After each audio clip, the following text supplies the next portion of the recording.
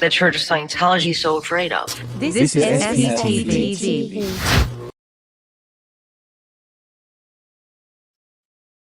Good morning, guys. Hope everyone is having a wonderful, wonderful morning. I wanted to start this video with a few relevant quotes. Here's the first one. Tired by Langston Hughes. I am so tired of waiting. Aren't you? For the world to become good and beautiful and kind, let us take a knife and cut the world in two and see what worms are eating at the rind.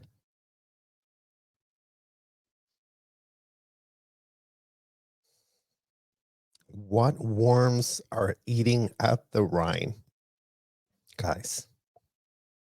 Where are the worms? The world is splitting open. Not the way fruit splits open, the way a secret splits open. That's from Yaya John.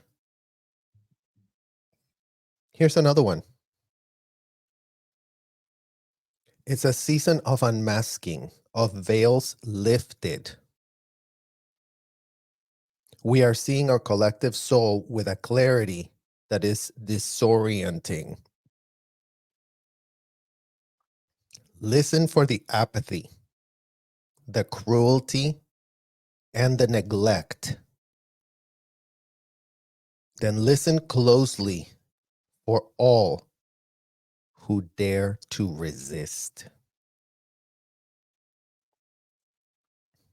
So let's take a look, guys. Who is daring to resist? Who is peddling apathy, cruelty, and neglect? Who? That's a quote from Cole Arthur Riley. So let's inhale in. The world reveals itself, and then exhale. I lift the veil. And let's inhale again. The night is long, and let's exhale. My soul keeps watch.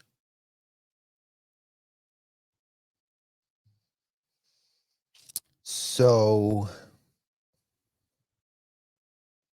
let's very much listen to those who are peddling apathy, cruelty, and neglect.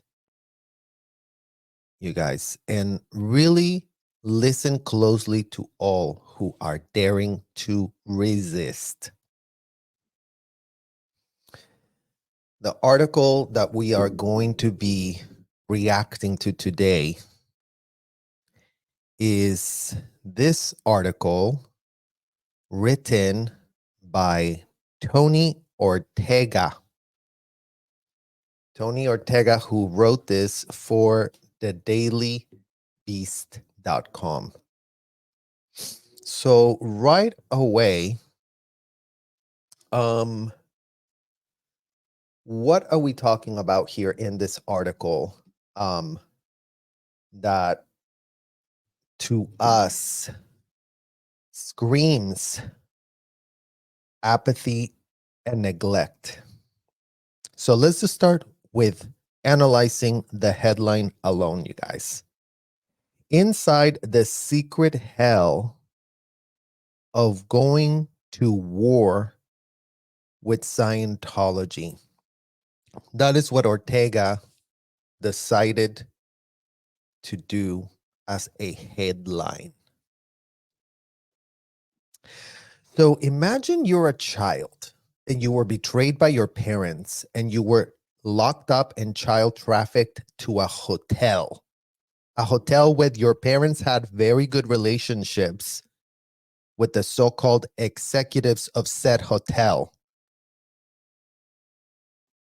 And imagine that after you leaving the most toxic, disgusting, abusive AF relationship, the reporter that really takes it upon themselves to get himself a little deal with the Daily Beast so he can monetize and commoditize on your pain further, pitches you actually standing up for yourself as a so-called war.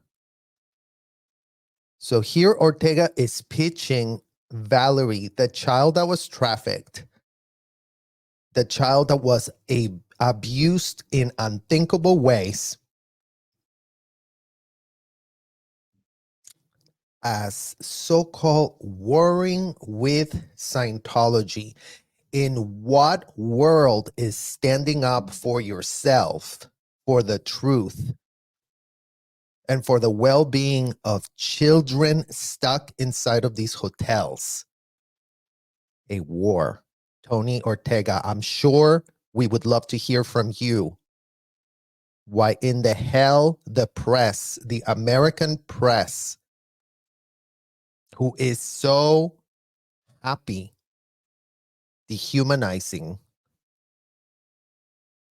the children that were stuck inside of that hotel under disgusting circumstances, keeps dehumanizing our plight for truth, transparency, and protection for children that are stuck in the hotel as we speak. Yet they keep pitching that we're having a war. As if my segment wasn't called by ABC 2020, A War Without Guns. Right, guys? Because that's all these MFers want to do. Grift, commoditize, tokenize, dehumanize, and purport that they know what in the hell they're talking about. So right from the headline, Ortega gets it wrong. Ortega pitches a child seeking justice. And I would know, guys, I am a personal friend of Valerie. We go way back, Valerie and I. Way back to when we were both kids abducted under the same age bracket. So Valerie doesn't give an F about starting a war with anybody. Those that are taking it upon themselves to act way outside the confines of the law, to act recklessly, lawlessly, to ignore federal and state laws that they pretend that inside of those damn hotels doesn't apply to them. So in what world is setting the record straight, standing up for innocent children that have no shred of a clue what in the hell is being done to them by a collective of parents and crooked AF executives that are nothing but glorified child traffickers themselves?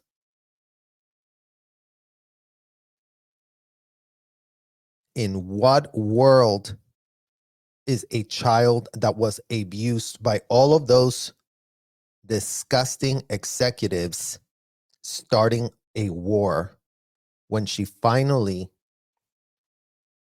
leaves the goddamn hotels stuck in the trunk of a car.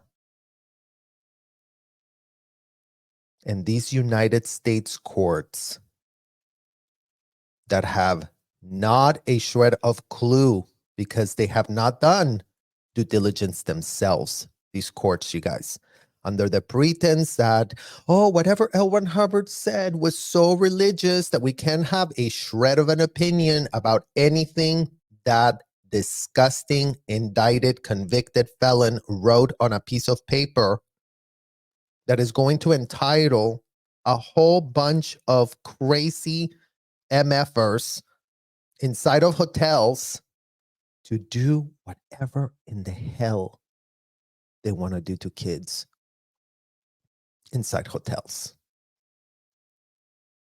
So imagine that the latest headline from this corporate press, I mean, and mind you, Ortega is nothing but an independent grifter, the so-called, oh, I am the expert at everything in Scientology, but I've never taken it upon myself to visit a goddamn location for myself. I've never taken a course. I've never been audited. I don't know what in the hell I'm talking about. Because that's Tony Ortega for you. Glibness epitomized. Nothing but glib. I heard, they told me, I think I saw something. Well, you know what, Ortega, go inside one of the goddamn hotels. What else are you waiting for? You want to be an expert? Then go get sessions. Then go sign up yourself to courses. Try signing up your own daughter or son to join this shit. I mean, imagine Tony Ortega signing up his daughter to the Sea Org, you guys. And then that daughter makes it out of a trunk of a car. And then all of a sudden, let's really come up with a headline. Oh, yeah, they're at war with Scientology because they're suing them. Lawsuits are not war. Lawsuits are the only solution that victims that were child trafficked, such as ourselves, can be taken seriously once and for all. But we're not getting very far with this stupid article from Daily Beast hiring Tony Ortega to really write how somebody that was abducted into this disgusting hotel chain as a child is being pitched as having a war.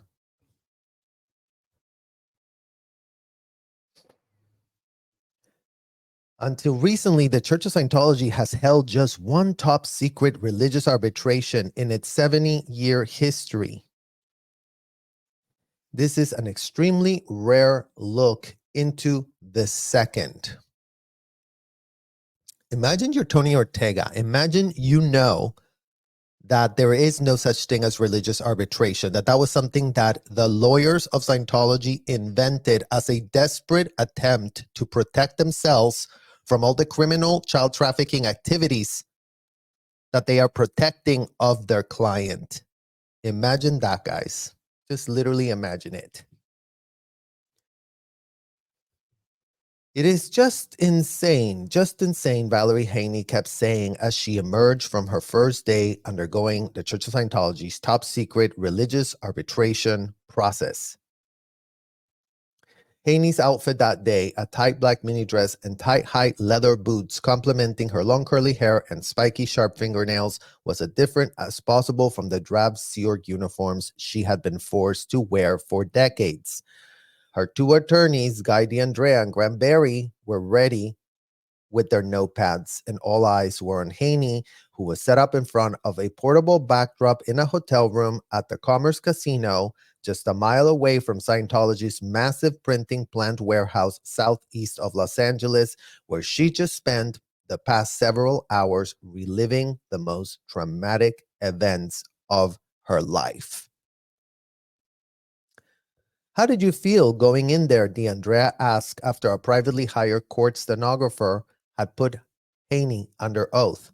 Scared, she replied. I was shaking. 7 years after escaping the Scientology in the trunk and taking her fight against the church all the way to the Supreme Court, Haney has been forced to go crawling back to the place she had never wanted to set foot in again. How about the place she never consented to set foot in the first place, Ortega? How about that? In what world were children consenting to set foot inside hotels where we're going to be child trafficked, where we're going to be put to do disgusting role plays with adults that all are goo goo gaga for each other and normalizing abominations at scale? The things that they were doing to children are indefensible and abominable. So stop pitching that the children wanted or had anything to do with setting foot inside the hotels.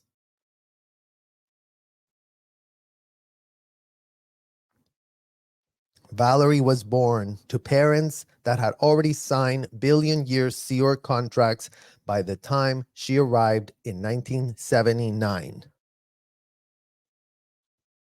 In a new 54-page sworn declaration, Haney explains why spending the first 33 years of her life in Scientology, raised by the church rather than by her parents, helped to explain how she got to where she is today.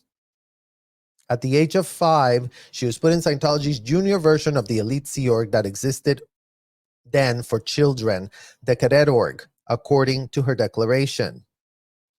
So, again, you guys, a lot of hoo-ha from these reporters to really blab out the sanitized talking point given by the child traffickers. Imagine the child traffickers came up with the name Cadet Org.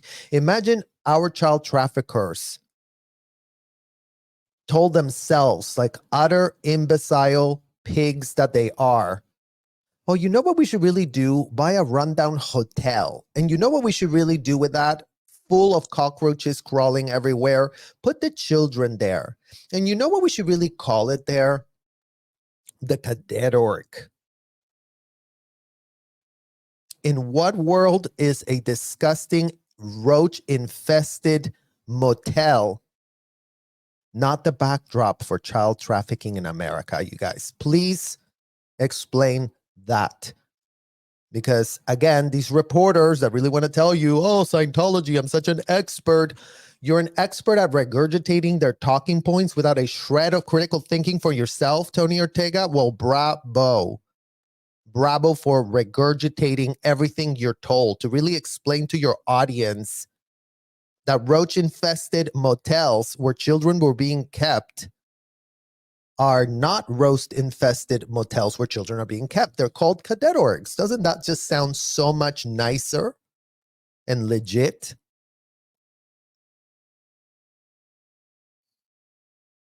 According to her declaration, it featured military-style discipline, and her child was never-ending schedule of jobs like cleaning out maggot-infested dumpsters, painting property, washing dishes, and housekeeping. By the time she was 10, she already made 2 escape attempts and was brought back both times. At 15, she signed a billion-year contract of her own and joined the Sea Org of her own. Imagine that, guys. Ortega really wants to say that she signed at 15 something of her own.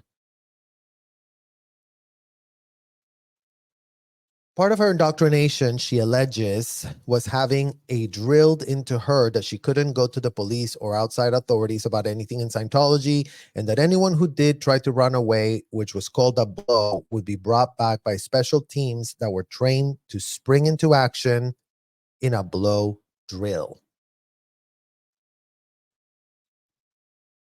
Well, her allegations have been corroborated by Jackson Moorhead, who invented the blow drill. Gary Jackson Moorhead, security, gold, whatever that chief post he was holding, who invented the blow drill. So it's not just her allegation, it's the way we were dealt with inside of those disgusting child trafficking motels. These people acted more like pimps than anything else. Pimps that wanted to have all of their whores readily available, never to leave, never to complain, never to say no, never to say, I don't like it. You had to like everything they did to you inside of those disgusting hotels. How many more times do we have to repeat ourselves, Tony Ortega? How many more times? What is it going to take to get through your thick skull to literally do the minimum shred of due diligence when you're contextualizing stories that have to do with children that were child trafficked?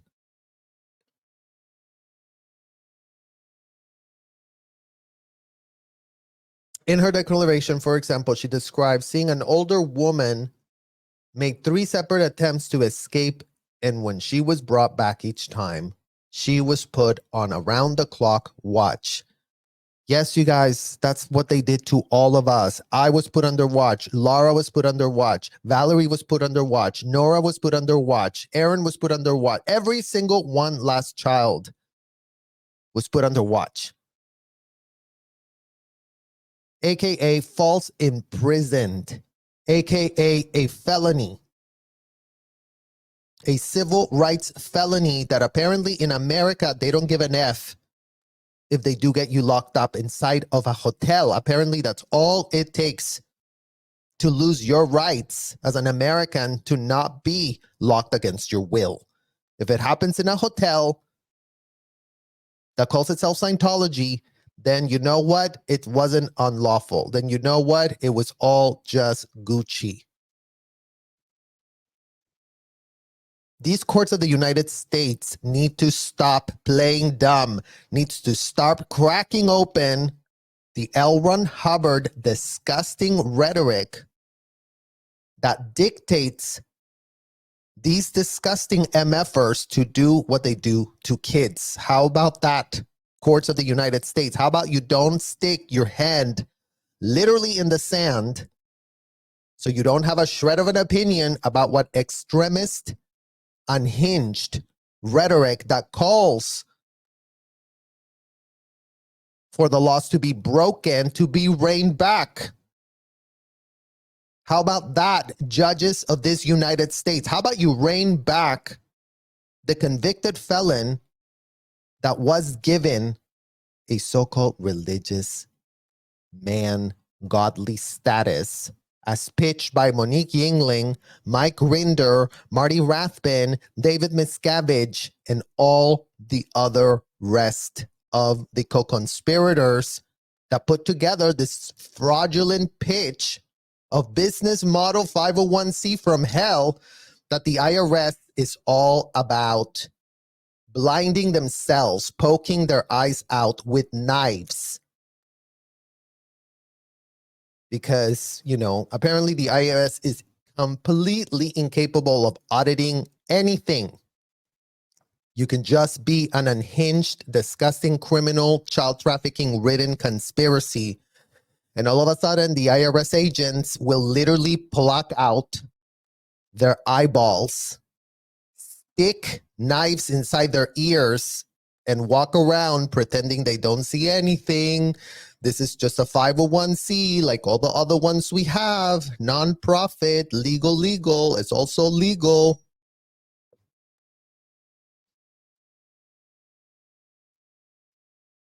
In 1998, at the age of 18, Haney married another Sea Org employee, a man named Danny Light, whose parents were senior Sea Org executives. whose parents were top child trafficking enablers.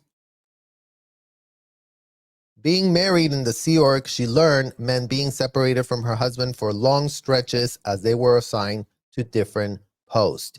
8 years after signing her billion-year contract, Haney was sent at age 23 to Scientology's most elevated place for Sea Org employees, the secretive international management base near Hammett, California, known as the Inn Base or Gold Base.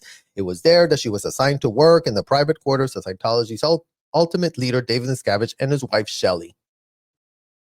There was a whole preparation leading to that assignment that Ortega glibs over,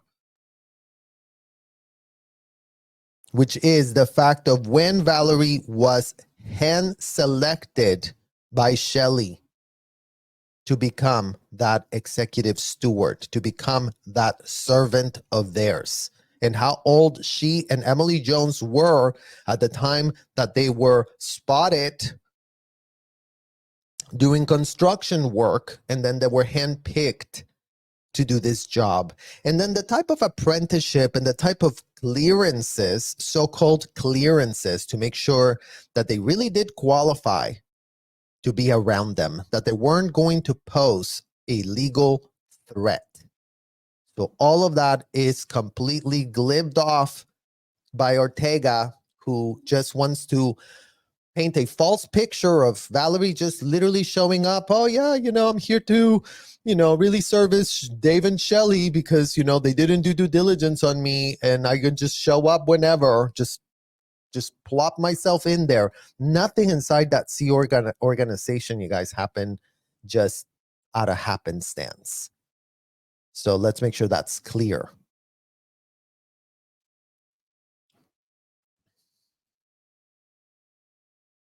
In 2005, Shelley seemed to fall out of favor with her husband, and both she and Haney and her steward were punished. According to her declaration, Haney found herself working hard labor jobs for about 9 months before she was reassigned again, this time to Golden Era Productions, the audiovisual division that gives the compound its name. Shelley, meanwhile, vanished in the late summer of 2005.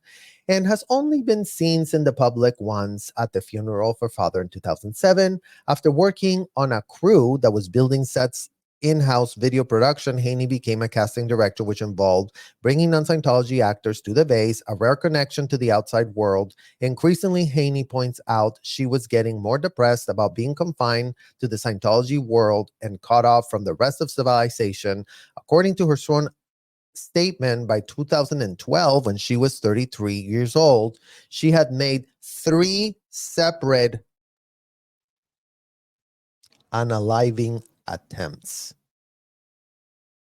3 separate unaliving attempts.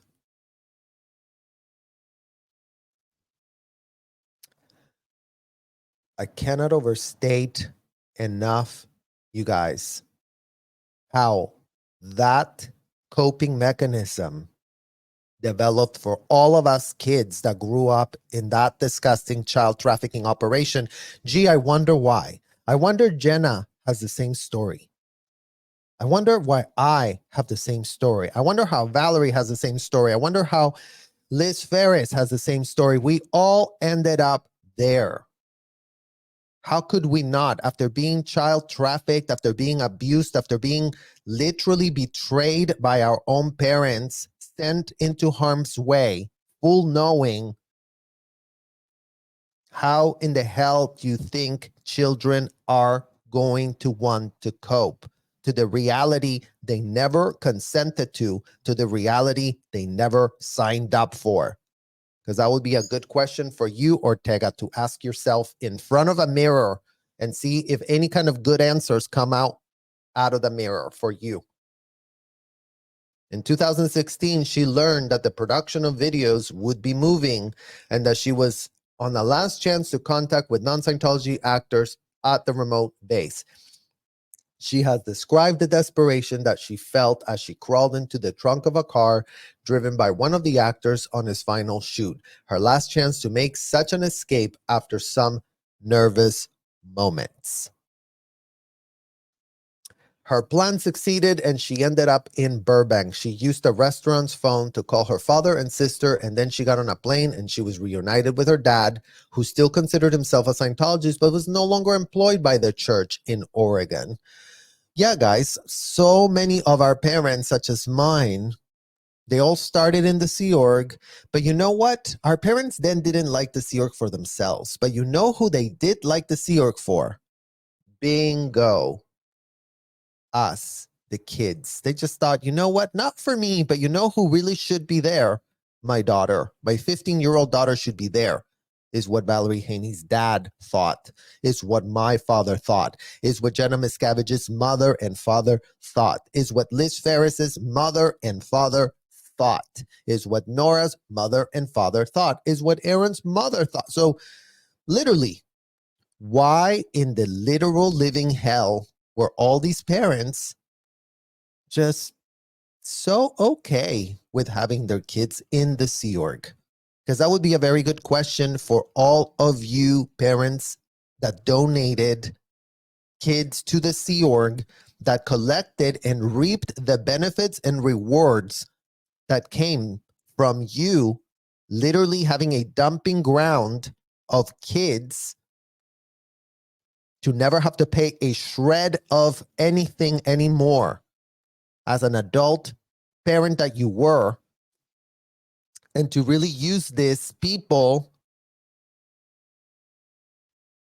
as the new slave owners of your kids that you sold off to slavery, as you reaped financial rewards of the transaction. So miss us with the BS that you really wanted to clear the planet. Miss us with the BS that, oh, I really thought you were going to help a lot of people. Miss us with all of those BS narratives you tell yourselves so you can live with yourselves for being such degenerate parents. And yes, it's all of the Scientology parents. Mike Rinder, did you pawn off your kids to the Sea Org so you became a degenerate parent, just like your daddy, just like your mommy? You have blood on your own hands. It doesn't matter. You are a parent that then left the Sea Org and then came over here and then went over there. If you committed a felony, that you can go Google for yourself real quick, child trafficking, Google that. Is child trafficking a felony? Then find what the results come up. So stop Google Gagaing yourself and start being like, well, I didn't know. You knew. You knew what in the hell was being done in those hotels. So miss us with this whole BS that you didn't know and you had no shred of a clue. You had all the info and you went ahead with it. So right about now is the time for you to really start confronting your actual withholds that you all have and start writing down the felonies you committed on kids.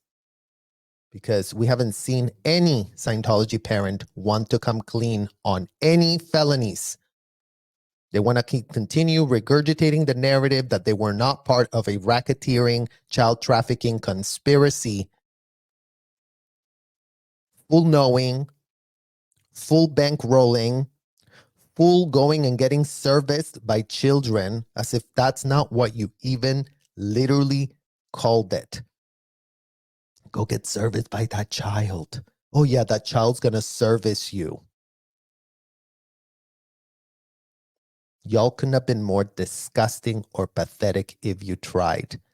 So that would be a good cognition to start having today. How disgusting and pathetic you became as you were paying to personify L. Ron Hubbard, your big guru, the convicted, indicted felon that he was. So in what world are you all paying to become L. Ron Hubbard, and then all of a sudden want to create a lot of space between you and L. Ron Hubbard? Because all of you who committed these atrocities, all of you who became disgusting, unhinged, entitled degenerates, have a ton of reconciling to do, have a ton of incongruencies that your brains better start matching together. Because you know what? We, the kids that suffered this BS, are not just going to sit here to cradle and canoodle all your criminal felonies. We're done. We're done. We just about had enough of this BS. Better that you get your ethics in. Better that you start confronting evil, like L. Ron Hubbard told you to do. Go and confront evil then. What the hell is all of you waiting for? Start confronting your own evil acts. Start by those. And really do miss us with the bullshit of other people's withholds. Miss us telling us that David Miscavige is the boogeyman of the world. Miss us with that BS. All of these so-called whistleblowers that are coming clean are not coming clean, you guys. All of these so-called whistleblowers that are, really wanting to tell you expertly how it worked in there are not telling you the part they played for themselves. And they're all wanting to portray this picture where, David Miscavige apparently was handling them by remote control. Imagine that. Imagine you're that pathetic that you're really going to say that for 30 years, you were just being run on remote control and you had no autonomy, no agency, and not a clue. Well, you know what? You were over the age of consent. Don't forget. See, if you're consenting, you're no longer on a remote control. If you're consenting and all of these executives were prison guards, they were committing the abuses. They meaning Mike Rinder, they meaning Claire Headley, they meaning Debbie Cook, they meaning Biddy Miscavige, they meaning Ronnie Miscavige, they meaning Angie Trent, they meaning Sue Pichet, Sue Gentry, Ricky Jensen, Pilar Saldarriaga, Angie Blankenship, Sean Quirino Smith. The names are endless, guys. The names are all who signed up to be part of this disgusting hotel chain.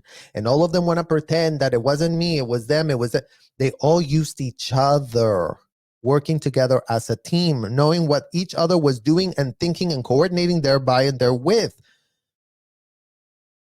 So all of you that want to continue pitching Scientology as this or that, start and go clear the definition of criminal conspiracy. Go clear the definition of racketeering. Go clear the definition of co-conspirator.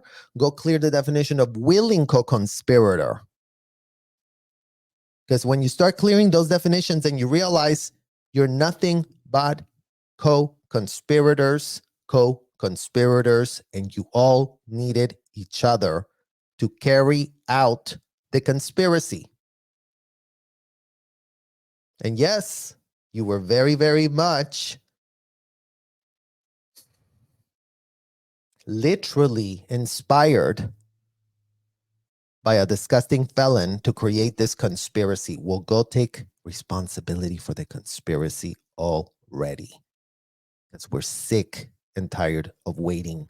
We're sick and tired of you being so goddamn ineffective that you can't do anything right. You couldn't be more pathetic and ineffective as you spend the last years grifting, pretending you're coming clean, but always telling part of the withhold, but not the rest.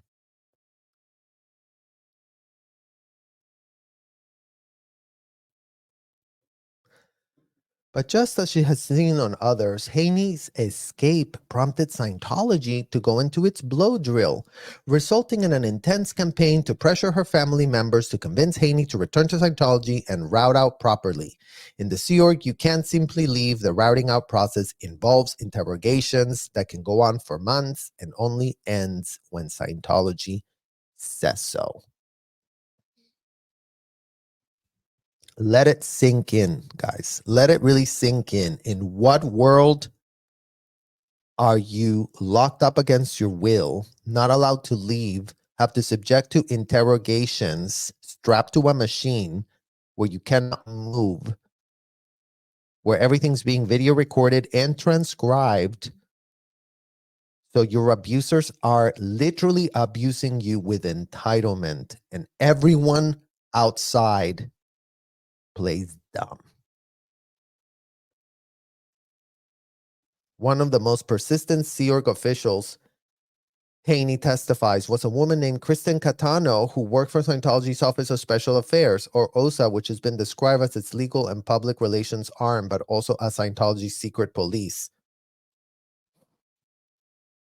According to a 2023 court filing by Haney's lawyers, Catano assured both Haney and her father that if she returned to Scientology to route out, it would only take 2 or 3 weeks, and then she could leave the Sea Org officially.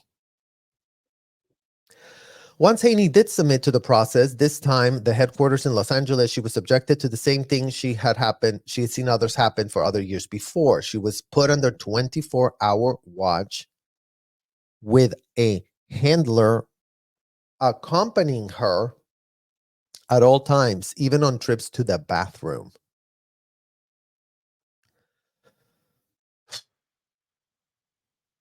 Her handler, a woman named Deidre Brosau, slept in the same room and ate all meals with Haney. Instead of 2 weeks, it lasted more than 2 months. From late November 2016 to February 13, 2017. On the date that she was taken to another location on an upper floor at the Hollywood Guarantee Building, a Scientology property on Hollywood Boulevard, and shown into a small room, her identification was taken from her and her luggage was held. She says she was sworn declaration. She was told that her flight would be leaving Los Angeles and she would be taking off soon, but she couldn't go until she signed certain document. In the small room were 2 people with her, an armed guard who operated a video camera to record her, and an attorney named Gary Sutter. Confused, tired, and just wanting to sign whatever they put in front of her, she could finally leave Scientology and catch her plane. Haney testifies that she would have agreed to anything as Sutter began questioning her. She claims in another court filing that Sutter said that she would be there for her. And she took it all to mean that she was representing her in some sort of way. Sutter denied this claim during arbitration. He then asked her to say repeatedly on camera that she had not been held against her will and that she has not witnessed any abuse. The Daily Beast reached out to the Church of Scientology and Sutter for comment about the story of Haney's allegations, and neither responded. She signed a document, and Sutter handed her a check for $4,500. And then, just outside the room, a Sea Org member handed her a bill for the same amount, supposedly what she owed for all the discounted Scientology service and room and board that she had received as a Sea Org worker. In Scientology, it is known as a freeloader's debt, another of founder of One Hubbard's quirky inventions. After she arrived in Oregon again, Haney cashed the check Sutter had given her and then sent the money to Scientology to satisfy her debt. Well, what doesn't make sense about what Ortega's publishing here, you guys, is that Valerie did a ton of courses. She was my student. She was trained as an auditor. There is no way that all those courses would have amounted to $4,500. So that makes no sense. So why Scientology made that exception to then cash a check back that they gave her, I don't know. But right there, her freeloader debt makes not a shred of sense. One course ran you up. One auditor course ran you up upwards of $6,000 to $7,000. Just one. She did 5 to get to class 4. She did 5 of those courses under me. She did Pro TR. She did metering. She had to even get to the auditor's courses. There's so many courses you got to do before that. So that is just shady AF that they gave her $4,500 to pay, as if. Finally, she was officially out of Scientology after 33 years, and she wanted to use her experience as a casting agent to stay in the entertainment business. Leah Remini, who was producing her hit A&E show, gave Haney a job as personal assistant and featured her story as the premiere episode, the third and final season of Scientology and the aftermath. The next year, in 2019, Valerie filed her lawsuit against Scientology, alleging that she'd been held against her will in the Sea Org and that she had been the target of intense retaliation after she left, including not only stalking by private investigators, but also offensive smears about her appeared on church-owned websites. However, in January 2020, Scientology convinced Los Angeles Superior Court Judge Richard Berg Jr. So shout out to you, Judge Richard Berg Jr. that because Haney had signed her exit agreement on that day of 2017 with the attorney Gary Sauter and the armed security guard watching her, she was obliged by that contract not to sue the church, but to submit to its own brand of internal religious arbitration. She fought the ruling for 3 years, going all the way to the Supreme Court in an attempt to argue that forcing her to go through religious arbitration in church she no longer belonged to was a violation of her First Amendment religious right. But the lower court's order stood by 2023. It was obvious that the only way she could keep her case going is to submit to arbitration and then appeal the results later. The next hurdle was assembling an arbitration panel. Scientology has only held one religious arbitration in 70-year history. A California couple who sued in 2013 were forced into arbitration that started in 2017. Our church founder, L. Ron Hubbard, left behind no rules for arbitrating, so Scientology has adopted to its own rules. For the World War II veteran, Hubbard did describe a committee of evidence, which is akin to a court-martial. It's not a court-martial, you guys. And again, more false equivalences to legitimize depraved, disgusting, vile, ridiculous, hocus pocus, boogus, whatever in the hell it is that has no legitimacy whatsoever. A committee of evidence is an invented term. So why people keep saying, oh yeah, it's a court-martial. Really? Go talk to actual attorneys that actually do study law that supports a court-martial, because there is no law that supports a committee of evidence. So another false equivalent brought to you by apparently not a shred of a clue reporter with zero due diligence, Ortega, talking about a committee of evidence is akin to a court-martial. Shout out to all the lawyers that do take it upon themselves to go to college and then study the law that is required to hold a court-martial. Because someone that reads a memo, one memo in one book, all of a sudden is just as qualified as an attorney that does have to go to a university to study law to hold that title.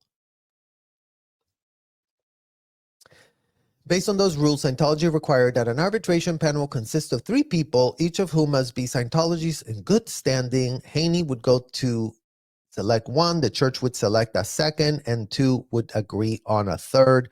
Haney responded by submitting names of well-known Scientologists such as Elizabeth Moss, Tom Cruise, and Shelley Miscavige. The church complained to a Judge Burge's successor, Judge Gail Clifford, that Haney was being an obstructionist by nominating such figure to the arbitration, but then Haney also submitted a list of other names of people that she'd personally known. After that, Scientology notified the court that it had a panel of 3 people, but refused to name them. Now the arbitration had finally arrived. Haney was told that it would last 3 days, not a single afternoon, which had been the case for the California couples arbitration. When Haney arrived at the huge warehouse in Commerce on Monday, October 16, for the first day of the proceeding, she still had no idea who the 3 people selected for the arbitration committee were, one of whom was supposed to be someone she had nominated herself.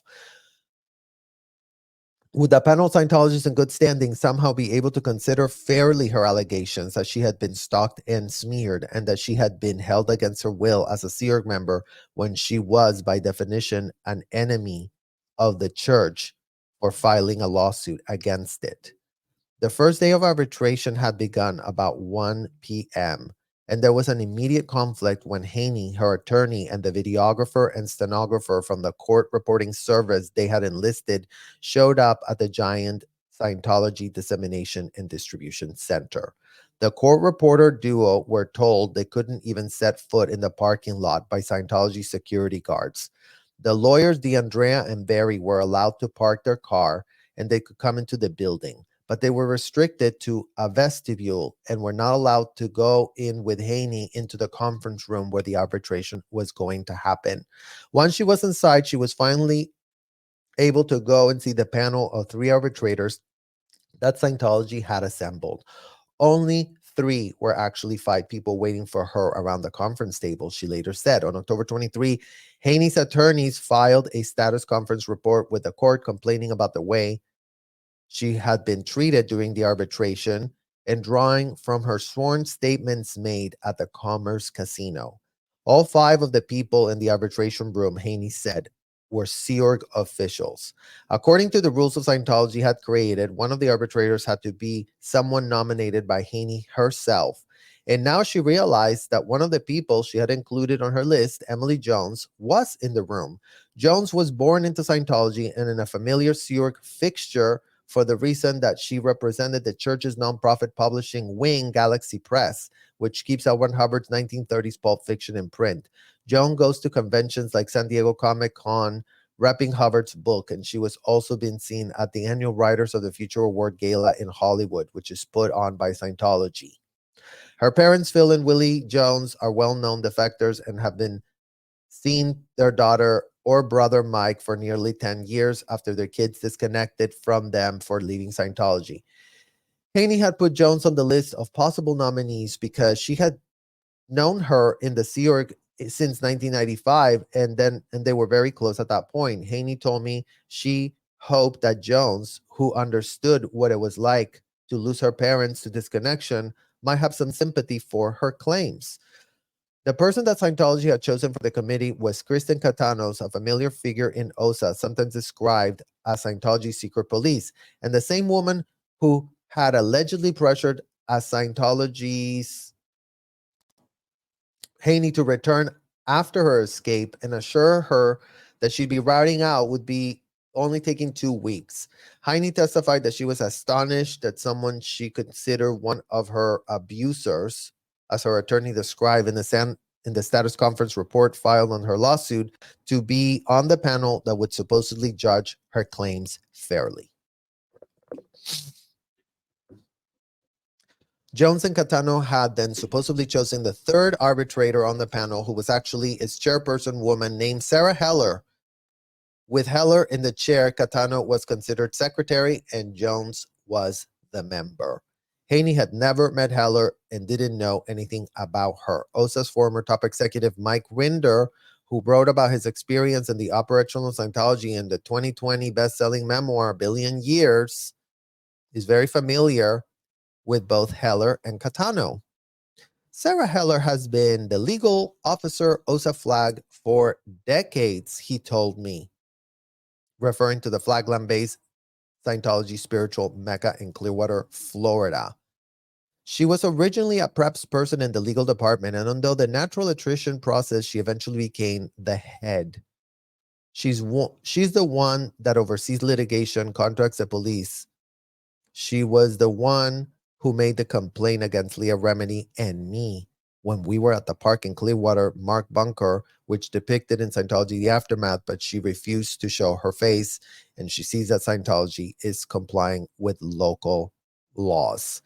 Imagine Mike Rinder that pitches Sarah Heller as the legal officer flag for decades and fails to mention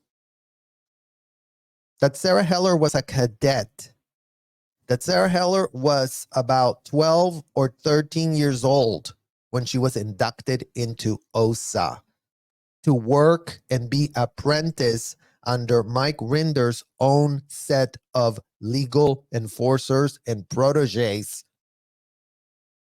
since she was working for his office under Mike Rinder's watch. Because apparently in a billion years, a billion lies of omission are missing in your billion-year book, Mike Rinder. So try complementing it with the actual facts, like the fact that you recruited Sarah Heller to go be your person in your OSA network that you did set up for yourself. Stop pretending you didn't set up that network. Stop pretending that wasn't your network to run WDC OSA that you told everyone you were. It's like, how sanitized are these talking points, you guys? Oh yeah, she's been working there for decades. Meanwhile, she was there as a child. She knew nothing else. She's been turned into a pawn. And she's been apprenticed by all the systems and the culture that Mike Rinder left behind from his precious time committing felonies, child trafficking minors across state lines, and having not a shred of care in the world that any of that was what he was doing in there. Apparently, he was just being a very religious man. As for Katana, Rinder said that she's the internal security officer of International and has been there for many years, adding she's responsible for dealing with Scientology's SPs, but not journalists or politicians, referring to suppressive persons who've been expelled from the church and labeled enemies. Those who were formerly Sea Org members for the most part, but any ex-Scientologist who is causing trouble is her responsibility.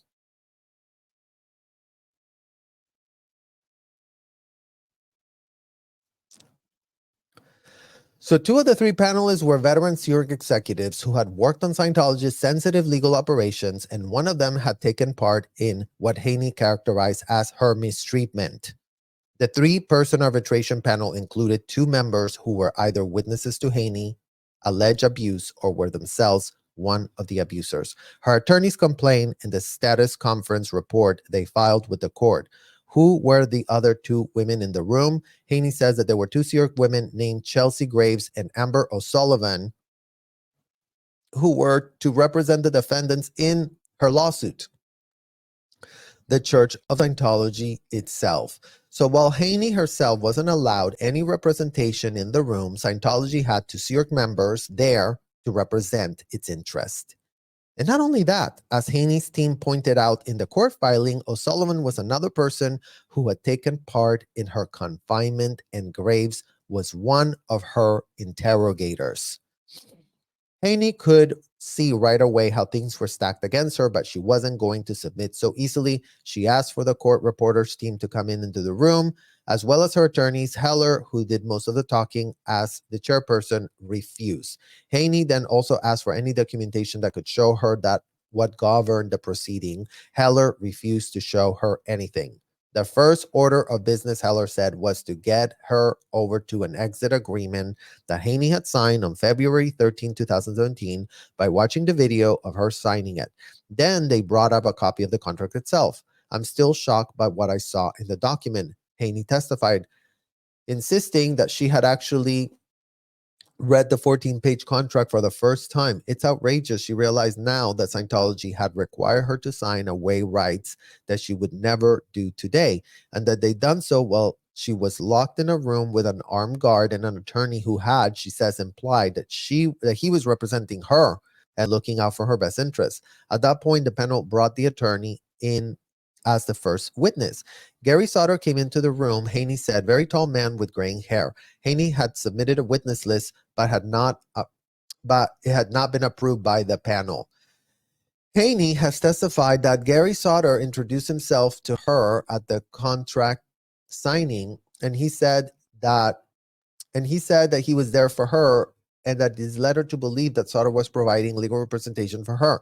Haney's attorneys pointed out in their October 23 court filing. At the arbitration, Haney said that Sauter called her a liar and said it was horse shit, that he had given her the impression that he was representing her the day she signed the exit agreement. Isn't that great, you guys? The language of the Scientology attorneys, horse shit. Shout out to you, Gary Sauter, who apparently does know a lot about the law, but apparently does not see a shred of a thing wrong with abducting a 15-year-old in Florida, moving said 15-year-old across state lines to land in California, when that 15-year-old wants to leave after decades of confinement, you there show up as an attorney and you don't give her an attorney. If it was horseshit that you weren't representing her, then why in the literal living hell, Gary Sauter, can you explain, knowing that Ms. Haney had no education, no background understanding legal contracts or anything like that, had no schooling, no education, nothing, how you are so easy to say that you see nothing improper about forcing someone that is illiterate in legalese to sign a contract that is completely against her best interest when you got her kidnapped and locked up. Because that would be very, very good for you to explain to the FBI Crimes Against Children Unit, Gary Sauter. Go talk to them and explain to them how you and your client have gone around recruiting kids from all over the world and all across international waters and state lines. That's why you have to go to the FBI, because this is a federal crime, what you were involved in. This is not a state crime. This is a federal criminal act that you are perpetrating on kids that you are signing up at the age of 15 to be locked up against our will. So horseshit is the fact that you had no attorneys representing the people you wanted to sign your BS contract. That's what really is horseshit. And that's what you're full of, Gary Sauter. Full of horseshit yourself. You're nothing but a walking horseshit pile.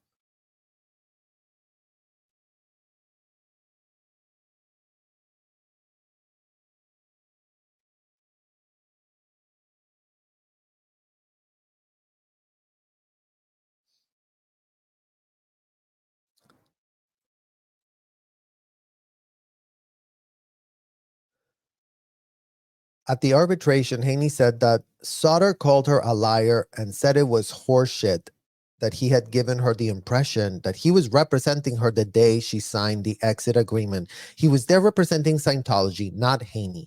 He also said that if I didn't want to sign the agreement, he would have called me an Uber and made sure I got to my plane, which is obviously a total lie, Haney says. When she tried to ask him questions, she was told she couldn't question the witness, but she could submit her questions to Heller, who would then decide whether to pass them on or alter them. Haney was not permitted to know the identity of any witness being called by the defendants in advance of the actual appearance. Consequently, she had no opportunity to prepare any cross-examinations. Besides, she was not a lawyer, has no legal training, and was brought up in the cult and was ill-equipped to conduct witness examinations or cross-examinations, Haney's attorneys complained to the court. So the first day of the arbitration, which had started in the early afternoon, concluded after reviewing the contract Haney had signed and the video of her answering Sauter's question and Sauter himself calling her a liar. The court, however, had already found that the contract was valid and that if Haney had any claims to make, the arbitration should consider them. But after the first day, Haney claims that she couldn't come up at all. Instead, they had only spent time apparently trying to prove Haney what they had already proved to the court's satisfaction.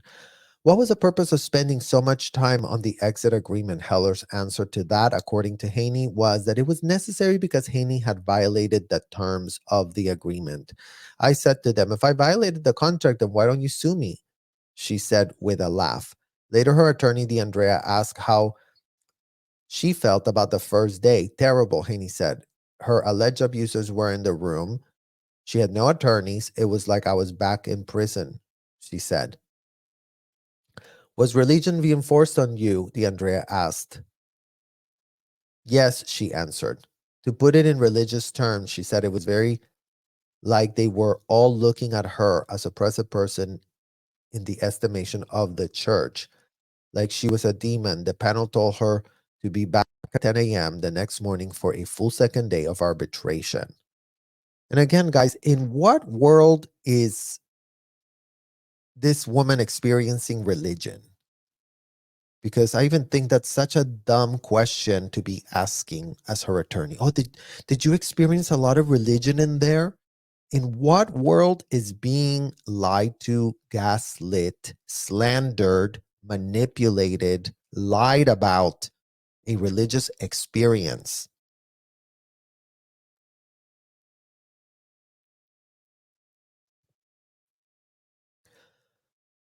One of the allegations that Valery Haney makes is that when she was forced to Scientology sign her exit agreement on February 13, 2017, the security guard in the room was carrying a gun. It was a detail she said helped prove that she had been under duress to sign the document. Scientology denied that the guard was carrying a gun, and now, to start out the second day of the arbitration, they brought him in to the second witness. Haney said the security guard's name was Andy Knapp, and that Heller got to the point. Did you have a gun that day watching Haney sign the contract with Sauter? No, Knapp answer. Was he wearing a security belt? Heller asked. Yes, he answered. He even brought it back with him. Haney said she described it saying that the belt, there was a knife, handcuffs, a radio, keys, and pepper spray. When Haney related this at the end of the second day to the attorneys at room 625, her attorney, Guy D'Andrea, seemed incredulous. Scientology had argued that Haney was incorrect, that the guard didn't have a gun, that it turned out that he was armed with the addresses on the fact that he reviewed with her that the signing of her contract had taken place at the upper floors of the Hollywood Guarantee Building, a key Scientology location in Hollywood. Why would security guard be wondered need need handcuffs, a knife, and pepper spray in what was essentially a religious building? Haney said she didn't know why it was needed and felt it only intended to frighten her. For the next witness, the panel brought Deidre Brazil, the Sea Org employee who Haney alleges had been assigned to spend every moment with her during the 2-month routing out process, during which she felt she was being held in captivity. But during the arbitration under questioning from Heller, Brazil pointed out very different picture. According to Haney, Brazil told the panel that she was free to go whenever I wanted and that she had never held me against my will. Once again, they were calling her a liar. It's insane. All I wanted to do was leave. They would not let me, Haney said. Her conditioning after a lifetime in Scientology had convinced her that she'd better go through the process rather than simply walk away. After Broussard, instead of bringing up another witness, the panel now turned to the many contracts that Haney had signed at different times during their SEER career, including a couple that she had signed when she was not yet 18 years old. Of particular interest to the panel was the billion-year contract she signed at the age of 15, dedicated to the countless lifetimes to the Sea Org. Haney said that she pointed out to the panel that she signed that when she was still a minor.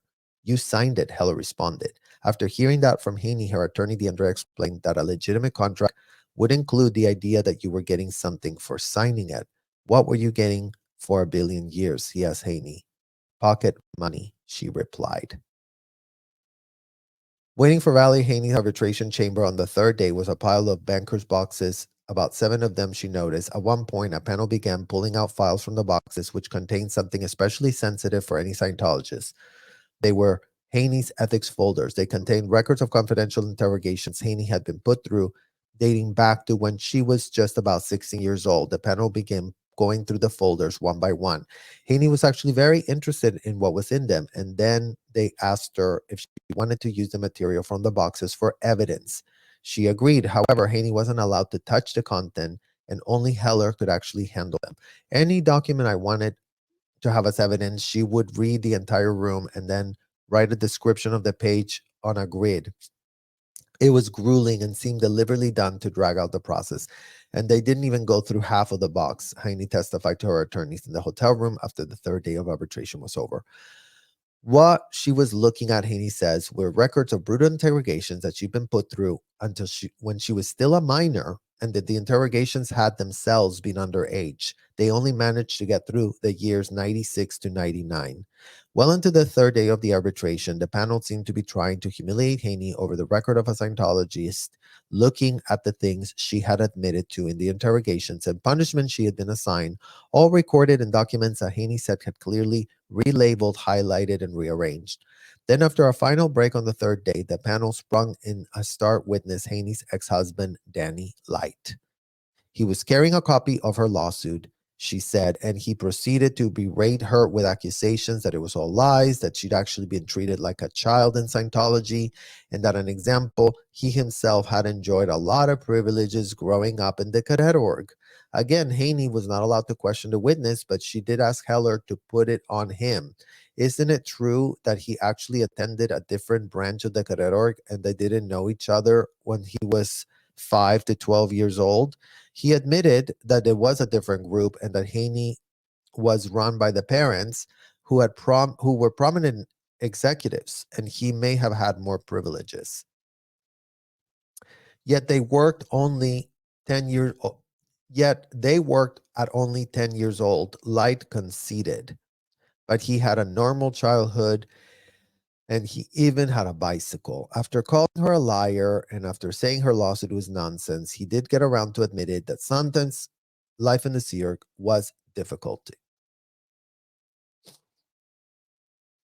Haney's ex-husband calling her a liar was the closest over the 3 days that the panel had come to actually addressing the claims in her lawsuit, which should have been the subject of the arbitration. Instead, she said it was just bombardment of how wrong I am. After 3 days, the proceeding didn't come close to an arbitration. Her claims, and she was told that her panel wanted to resume in January. Haney said that she told the panel that she wanted to go things through now and was willing to stay, but she said Heller claimed their schedules wouldn't allow it. At this rate, the arbitration will last another 10 days or more, Haney's attorneys complained in the subsequent court filing. But on Monday, November 6th, Judge Kiffler approved Scientology's plan to continue arbitration in January, despite objections by Haney's attorneys of the proceeding was unfair and a waste of Haney's time. Judge Kiffler set a new hearing date for June 5, 2024, so Scientology could take its time completing the arbitration. They rescheduled to resume with Haney in the Commerce Warehouse on January 10. With a third of her statements recorded, the court reported crew broke down their equipment and left with attorney Granberry. D'Andrea had caught a flight back to Philadelphia earlier that day. Now Haney was ready to talk less formally about what she'd been through. Over 3 days of arbitration, they had actually addressed the lawsuit claims, she said.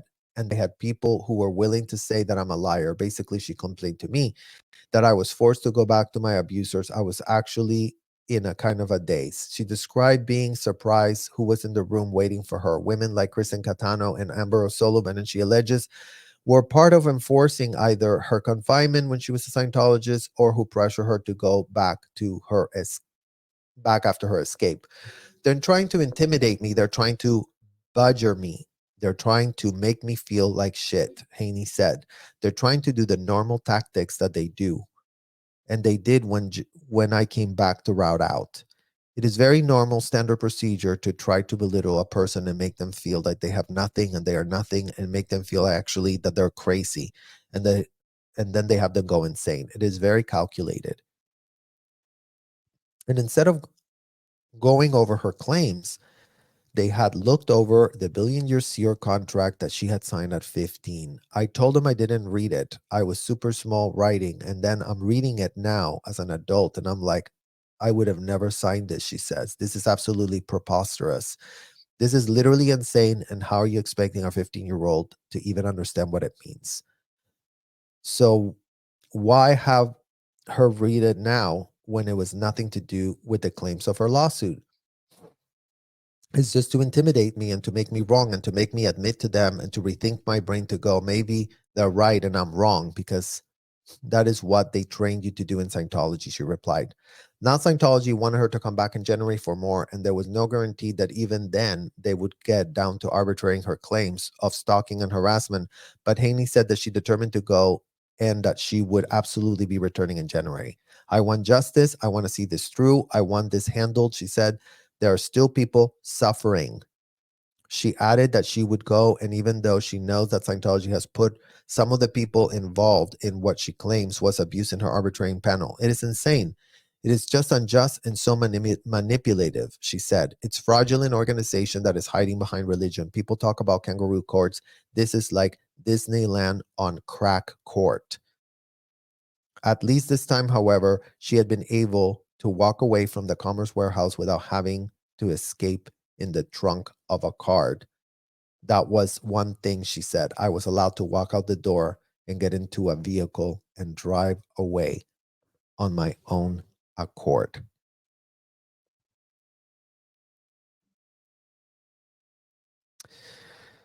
So there you have it, guys.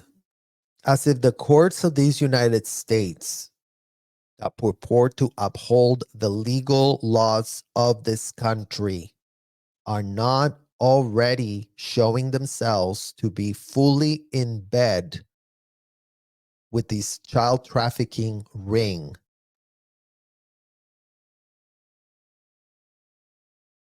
What is it going to take for people to stop playing dumb? What is it going to take for the Scientology parents who child trafficked and profiteer off of these transactions to start coming clean for once in their lives and turn themselves into the FBI Crimes Against Children unit to really start coughing up the felonies that they were perpetrating on their own kids? What is it going to take, Scientology parents? What is it going to take, Scientology parents that are part of the X community? Some of y'all still have kids in the Sea Org. So don't be like Mike Rinder and pretend that your kids are fair gaming you when you all set up the system of dysfunction, the system of criminal activity in your own era. That's the takeaway from this generation, you guys. This generation has acted entitled to commit crimes on U.S. soil, and for 70 years, they have been enabled by the courts of these United States to do so. So we would love to hear how that still stands today. We would love to hear from all of these judges that purport to do due diligence, that purport to uphold the law of this country. Because so far, we are seeing no laws upheld. So far, we see pathetic, ridiculous, laughable attempts at pretending that these people are anything other than who they choose to be. You are all your choices. If you chose to be like L. Ron Hubbard, go deal with that choice, Mike Rinder. Go deal with that choice, Marty Rathbun. Go deal with that choice, Debbie Cook. Stop pretending that David Miscavige was your boogeyman when you all made choices as adults of your very, very own. Stop peddling books where you're just going to lie and obfuscate and, really pitch yourselves as some sort of victim heroes. Guess what? There are no victim heroes in this story, especially if you were a child trafficking parent who still has children that were trafficked inside of those hotels. You're nothing but a pathetic mouthpiece that all you do is self-serve full time. You got no other mode. You got no other interest. All you've ever done in your entire life is see what's convenient for you in the moment. You were L. Ron Hubbard's publicist. You normalized L. Ron Hubbard, Mike Rinder.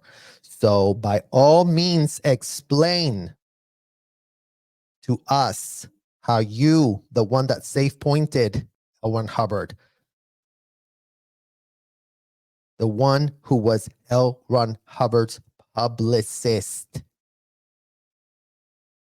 has been unable to shut down the child trafficking operation that you were a part of. Why are you so ineffective? And how in the literal hell are you in the board of a nonprofit purporting to really want to help? Well, all we have on the record is that you are there to help yourself.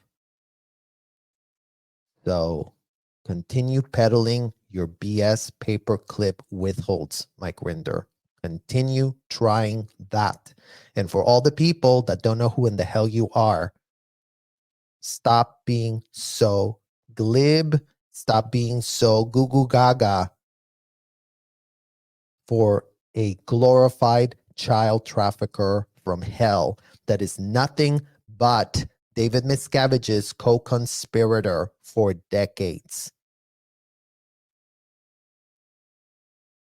Start making some real amends, Mike Rinder. Amends that don't come with strings so that you self-benefit from said amends. Start getting your MF ethics in for once in your life. Because a lot of people inside the hotel have the excuse that they are under the influence of L. Ron Hubbard. And right about now, we want to know what in the literal abominable hell is your excuse to still be unable to connect a shred of dot. Because that's the string that we're pulling to find the goddamn Sherman tank you're hiding. Thank you guys all for watching, and I'll see you all extremely, extremely soon.